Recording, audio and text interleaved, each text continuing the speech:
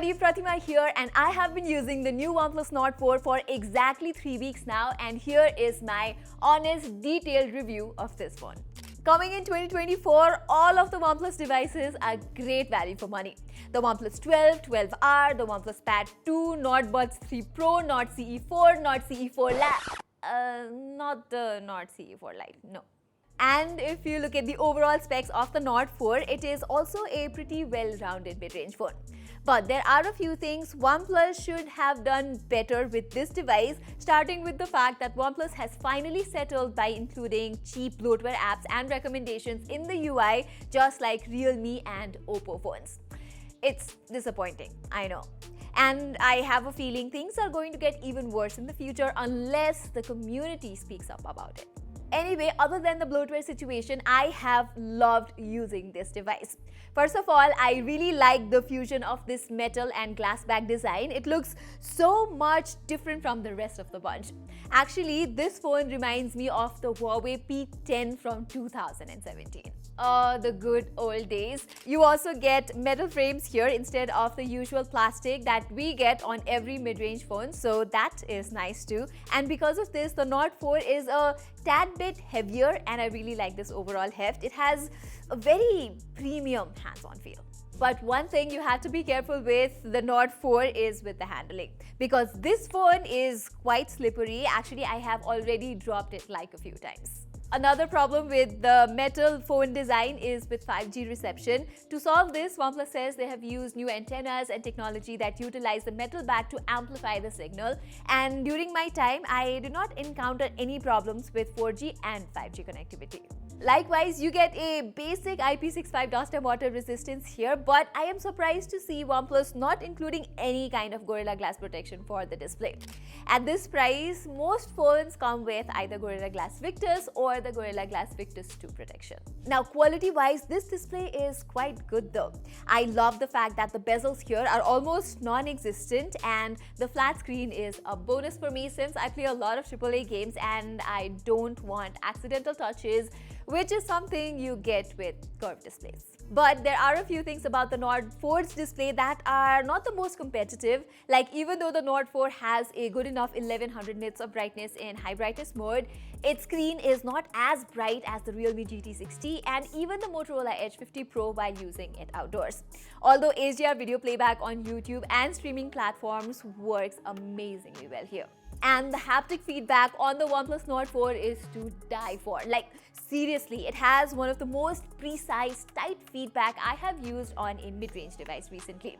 The GT60 is somewhat close enough, but the vibration feedback that you get here while using the alert slider or the UI is something else. So if you're someone who types a lot, sends a lot of messages and emails from your phone, you are going to have a good time interacting with the OnePlus Nord 4. I do have to let you know that the fingerprint sensor is placed a bit lower, so you might have to get used to that. Also, the stereo speakers here are not the most balanced. They are loud and they do the job for you, but I've heard better. Anyway, another thing that I really liked about this phone is its performance. I mean, when I started using it, my first reaction was, wow, this phone is fast. OnePlus has actually optimized it quite well. I am also very impressed with the gaming results here. You can play PUBG at around 85 to 90 FPS, and even games like Genshin Impact play smoothly with good stability, and the best thing is, this phone does not heat up or throttle while gaming for a longer period of time either. It does get warm after like 30 minutes into games like Genshin Impact, but I have noticed that the heat is not localized in one area. It gets dissipated throughout the chassis, and because metal is a good conductor of heat, the phone cools down relatively quickly too. Even while running demanding benchmarks, I recorded a max of 43 degrees on the Nord 4, while something like the Realme GT60 with the same Snapdragon 7 Plus Gen 3 chip would reach 45 to 46 degrees very easily. OnePlus has actually been clever about this because it seems like they have throttled the performance a little when the phone starts to heat up. This does not affect the gaming performance so much, but you will get slightly lower benchmark numbers on the Nord 4 than other Snapdragon 7 Plus Gen 3 phones. But in real life, you will not find even a hint of stutter on the Nord 4 while using the UI or multitasking or playing games. OnePlus has also promised 4 years of OS and 6 years of security updates on this phone, which is even better than what Samsung promises in their mid-range devices. I have also received the August security patch here already, which I think was quicker than even the S24 Ultra. And after multiple updates in my 1 month of use, I have found the cameras on the Nord 4 to be fairly reliable too. OnePlus has downgraded on the main sensor this time, but I don't know if it's the high-end image processor at work. The images do not have a downgrade in quality. Comparing it with the Realme GT60, I am happy to report that the Nord 4 did not disappoint. The details are there and the dynamic range is well preserved too. I won't say OnePlus does better than Realme exactly, but it competes quite well. In fact, I found the colors to be more digestible on the Nord 4 than the Realme GT60 or even the Motorola Edge 50 Pro for that matter. When it comes to ultra-wide-angle images, they are nothing to write home about, with okay details and slightly worse dynamic range than the primary images. The only thing I missed while using the Nord 4 is the lack of a telephoto lens. Yes, the digitally cropped 2x portraits from it look nice enough, but just look at these 3x portraits from the Motorola Edge 50 Pro. It has much better subject focus. Sometimes the punchy colors on Motorola do make the portraits look a bit overbearing, but most of the time the 3x portraits from Motorola look more appealing. And if you're someone who loves taking selfies and selfie videos, I have bad news for you. First, most selfies from the Nord 4 appear a bit pale, and second, it can only record 1080p 30fps selfie videos, which if you compare with Motorola's 4K selfie videos, they are not as good. From the back camera though, you can click up to 4K 60fps videos and EIS works well to stabilize those. OnePlus does need to tone down the contrast a bit with updates, but other than that, the 4K videos are workable from the Nord 4. Lastly, another best thing about the OnePlus Nord 4 has to be its battery life. Like with most OnePlus phones, you get a big 5500 mAh battery here and the backup is just superb. Even when using the phone at constant 120Hz, I was getting about 7.5 to 8 hours of screen on time, that too on an intensive kind of use.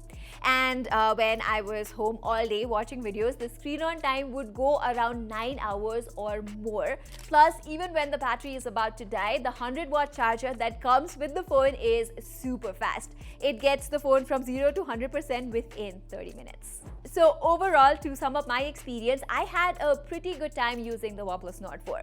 I believe this is one of the safest mid-range phones out there that you can buy under 30,000 rupees. I loved its fast, fluid performance. Interacting with the display is great thanks to the excellent haptics. You get an all-day excellent battery life, and it is easily the best-looking phone in its class. Overall, a pretty well-balanced phone. But if camera is your topmost priority and you like to click a lot of selfies and portraits, you should definitely go with the Motorola Edge 50 Pro or the Realme 13 Pro Plus. Both of them come with a dedicated 3x lens and you can take some stunning portraits like these. And by the way, you can also go with something like the Honor 200, which time and again is available under 30,000 rupees. That phone is a better camera phone than the Nord 4 for sure. So everybody, that was all for my full 1 month review of the OnePlus Nord 4. I will be coming up with a different video where I'll talk about all the best phones under 30,000 rupees. So if you don't want to miss that, do subscribe to our channel. And while you're there, don't forget to hit that bell icon as well. Saying this, I'm Pratima and I'll be back soon.